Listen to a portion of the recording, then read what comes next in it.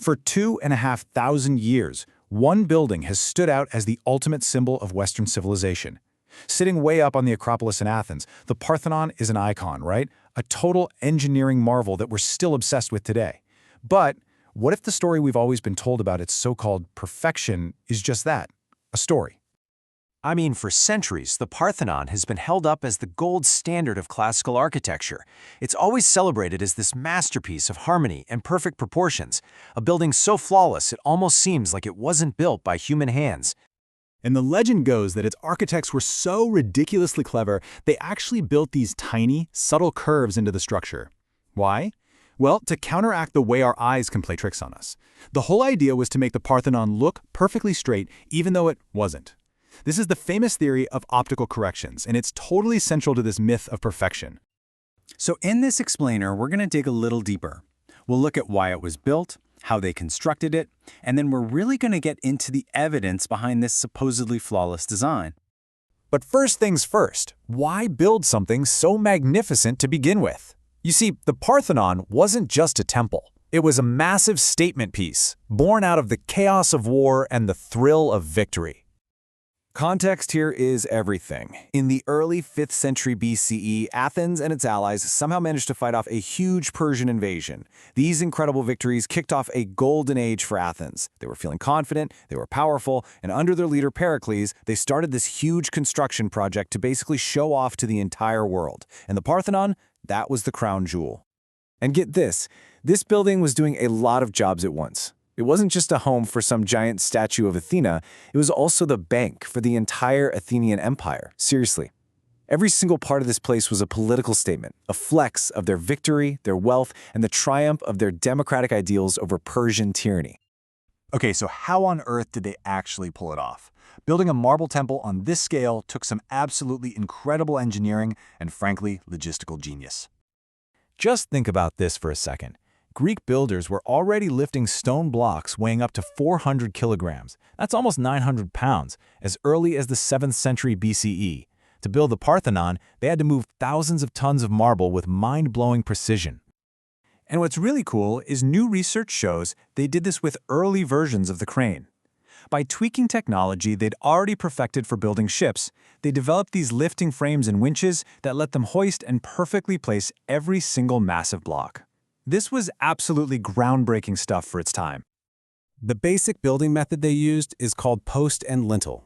It's an ancient system, sure, but the Parthenon is where they perfected it.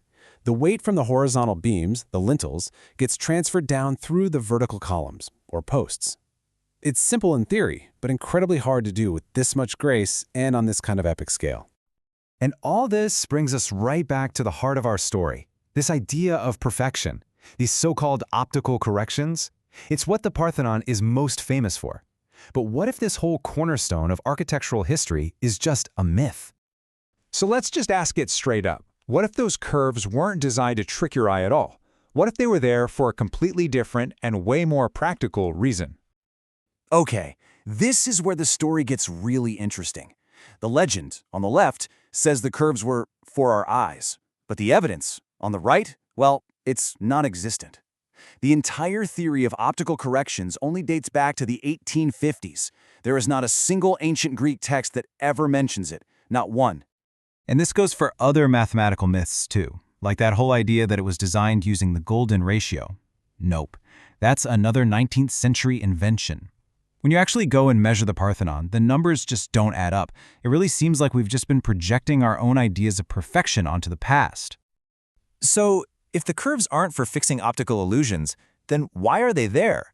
I mean, building with precise curves is way harder than building with straight lines. They must have had a really good reason for all that extra work. And check this out. Here is a much more compelling and honestly way more practical answer. The main platform the whole thing sits on is gently domed, so it's higher in the center.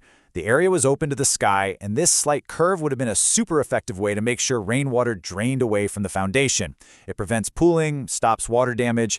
It's an elegant engineering solution, not an optical illusion. You know, this shift in how we understand the Parthenon really changes how we see it today. It's not some indestructible symbol of perfection.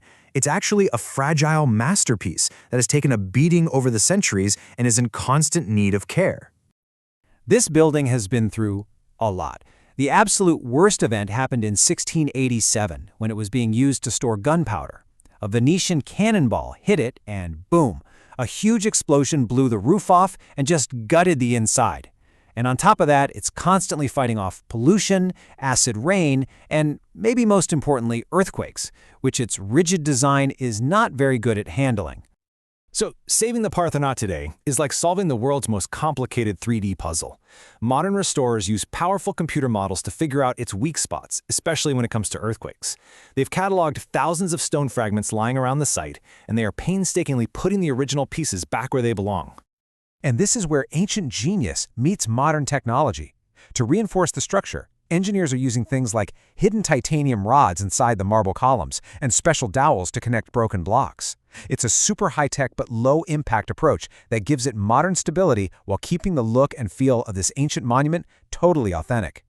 So when you pull it all together, it becomes pretty clear that the Parthenon's greatness isn't found in some mythical, perfect calculation. Its true genius is in its sheer ambition, the incredible story of why it was built, and all the mysteries that are still driving debates and new discoveries today.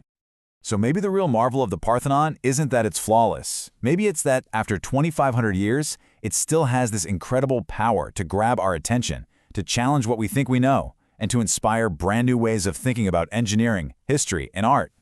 Its ability to endure, both physically and intellectually, that might be its true perfection.